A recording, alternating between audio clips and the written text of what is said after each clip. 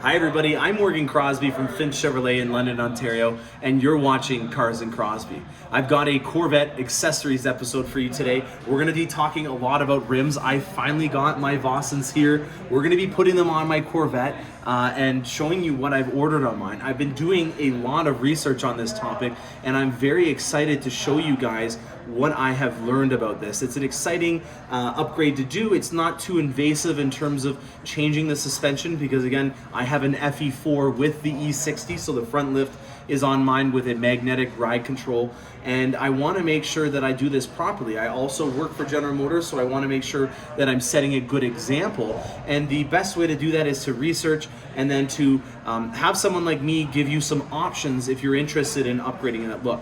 Now, the reason why we did this look to begin with was we were trying to lower the suspension without actually lowering the vehicle, and having a larger rim on that will fill out that gap a little bit more. We're also going to be talking about offsets. Offsets have to do with where the actual bolts are on the rim, and that's going to affect where the placement of the wheel is to the sidewall or the fenders of your Corvette or any other vehicle. So there's a lot of things to do with logistics that we're going to be talking about today as well. If you're a Canuck out there and you're looking at getting a set of rims, I have some really great information to pass along in terms of getting you something that's readily available. These are the HF3 for Vossen rims. These are in the 21s in the back and then 20s in the front. I do have those already in stock, and if you're looking at ordering something from us, it's going to be about a 6-week turnaround. So keep that in the back of your mind. If you are looking at something that you see on my channel, or you see something that's not and you're looking at ordering it, I can definitely help you out, and there's certain rims that you can get a lot sooner than later. So stay tuned, we've got a great episode coming your way. All right, so let's get right into it and talk about rims. You know what? I've been teasing you guys with this for long enough. I've been wanting to keep this quiet until I got these bad boys, which we're going to talk about in a little bit as well in here. So without further ado, guys, this is a Vossen HF5 in the gloss black. Now, I don't plan on keeping these always as gloss black, but one of the things that I like to do in terms of convenience is always order what they have in stock, especially if they're going to be powder coating these down at the factory. I really am a big fan of this satin bronze finish. I'm already giving away a little bit about what I plan on doing with these, but I think that this on a ceramic matrix gray in the bronze is going to look quite phenomenal. If they're going to be powder coating these down there and it was going to take longer, I thought I would just get these now, and ironically the tires weren't even here in time, so it wasn't that big of a deal. I should have done it, but now I have the opportunity of supporting a local business and getting the rims powder coated at Alloy Wheel Specialist down the road. So there's a lot to talk about. This is a hybrid forged rim. Now, it's important to note that that is not a forged rim. A forged rim is where they're taking a big solid monoblock of aluminum and they're CNC drilling it out. They're casting it out, and that way the material that they're using is a lot more dense and solid. It's forged, and when you're casting stuff, there's a lot of pores that can develop, and unfortunately right now we're seeing some repercussions of that with the open recall that was for 10% of all the people that ordered the alloy rim options from General Motors. So unfortunately, out of a stock of 13,000 rims that they delivered, or 13,000 sets, 10% of them were faulty, which is around 1,300 rims. So unfortunately, that's a side effect of having a cast alloy rim, is that there is air bubbles, which obviously means that these spoke designs that you can do on a rim are going to be a lot less dramatic. They're not going to have very intricate small spokes on it because they have to be very strong and thick to compensate for them not having as dense of a material. So when you have a cast aluminum, it's not as dense of the material, and therefore the spokes are bigger on it. When you have something like this, it's a mix between a full forged rim, which is upwards of around $10,000 for a complete set, to something like this, which is less than half of the amount. This set here was $3,600 Canadian, and that to me is at a very attractive price point because you're getting a lot of the benefits of the forged rim or the Evo series from Vossen for only $3,600. Now you're getting a lot more of an intricate spoke design, and then also they're taking the rim and they're forging it out themselves. So this rim is a 12 inch barrel, and so that means that this is 12 inches wide. And when this was originally cast from Vossen, it was actually only 10.5 inches wide. And then they extruded it, and they applied a lot of pressure and put it on a device that rolls out the barrel to the actual final width, which is 12 inches. And that's going to add a lot more strength, and it's going to allow you to have a lot more intricate designs on the rim. Now, there's a couple of things right off the bat that I want to order on this that I actually already have on order, but they aren't here yet. The first is the center caps. If you noticed from the last video I did, there were billet center caps that were in blue. I'm going to be doing a similar one to that with mine. I just don't think that the Vossen on here is nearly as bright and contrasting as possible. I'm not looking at trying to show the world that I bought Vossens, but the least that I could do would be to at least put some white script on here just so that you could see it a little bit better. And then the other thing that I completely forgot about is the valve stem caps are not a Vossen valve stem cap. They're just a rather poor looking plastic one from General Motors, and that can't be done.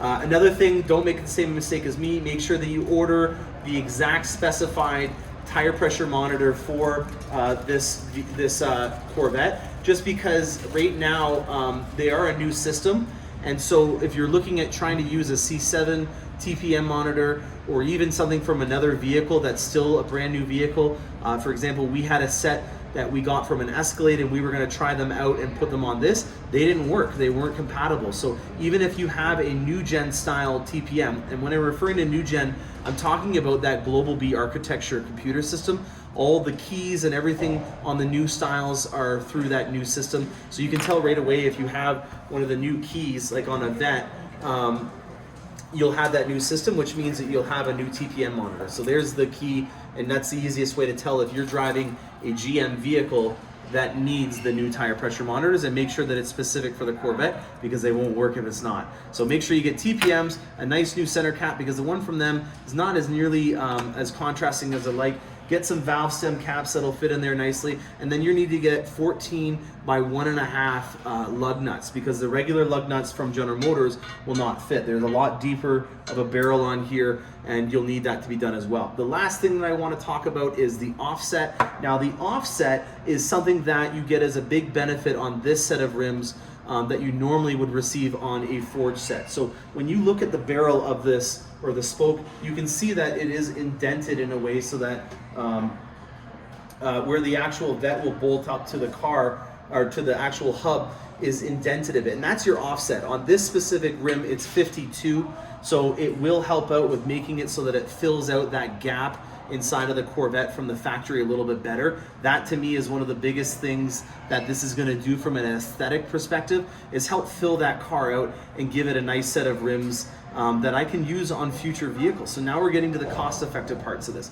This is a 12-inch rim, and what that means is that if I do have a Grand Sport or something else that's coming in the future that comes with a factory spec wider rim and wider tire, it means that I'll be able to recycle these and use these on a future vehicle of mine. So I'm thinking ahead. It may not end up being the case. That may not be an issue. I'm sure I'll have someone that'll want to buy this as a package if I do end up selling my C8. And then the other thing is that if you are getting these sets, it means you're going to have a factory OEM rim that you can then diversify your tire setups with. So if you are ordering a non-Z51, you're already going to have a all-season set that you can then interchange when you're not using them. And the reason why we want to do this, I actually got a question from a gentleman from Huntsville today. He says, I got the Z51s, I'm thinking about driving this all season round, and is that a good idea? And I wanted to just remind him of a video that I did in the previous, where if you have a summer only tire, when you have it in cold weather, it actually wears out about 30% more in cold weather conditions if you use a summer only tire. So the summer only tire is this. This is a Michelin Pilot Sport 4S. This is what comes from the factory on the Corvette, but it's not as wide and it's not as big. This is the 21-inch tire, and it's a 325 across here. The aspect on this is 25, and then the rim diameter is 21. These under 7 degrees and less in terms of temperature, so 7 degrees Celsius, they start to wear out a lot more aggressively, about 30% more if you have these in the colder seasons. So if you're ordering a non-Z51, you're going to have a great setup. You're going to have your Vossens that you can have in for the summer on what I would suggest, which is the summer only version, so the 4S. And then I would have your original set that you can then use in the spring and the fall. So that's a really great way of being cost effective, because if you're going to own this for more than 2 or 3 years, you're going to easily get your money's worth out of not having your tires aggressively wear down in the spring and the fall with your summer only set. So you can kind of keep that wear down so that by the time it looks like you're going to sell the vehicle or get rid of it, you either got a lot more life out of your tires, or you're not having to even worry about buying a new set of tires for the next owner. So those are some cool things that I would suggest if you're looking at upgrading your rims. I have some of the Vossen HF3s that are going to be already in stock if you're calling me now to order them for your Corvette now. In terms of tires, I really want to appreciate the amazingness of the internet and having you guys look. We were going down as far as Texas in getting some of these shipped up. I finally got some out of, where did we end up getting these out of? Indiana. At South Bend, Indiana. And so I really appreciate everybody that reached out to me. I had over a dozen people that were looking at resources. We even had one, we were trying to maybe do a trade-off over the bridge, but that didn't sound like it was going to be a very good option in terms of being on a long-term watch list if I ever went over the border again. But I appreciate the insight and the thought and even the offer that you were going to do that. If you guys have any questions related to upgrading your Corvette, please reach out to me in the comment section. This is a great episode to educate yourself on, as I've done that with mine. If you're concerned about this having negative effects on the ride, I will be doing a follow-up video very shortly. Hopefully within the next few days of you watching this video, you should see a video on the drivability of it, as I don't really want to talk about it until I've done it myself. I've had already 3 vehicles that have had this on their Corvette, and there's been no issues to report. One of them's been in it for over 2 weeks now, and I myself am going to have it on there so I can be your guinea pig in making sure that this is definitely going to work from every perspective, including drivability. If you guys like this video, hit that like button. If you want to be notified to more content that I'm going to be putting out in the future, hit that subscribe button, and then that little bell notification will push it through whenever I have a video upload. Thanks a lot for watching, guys.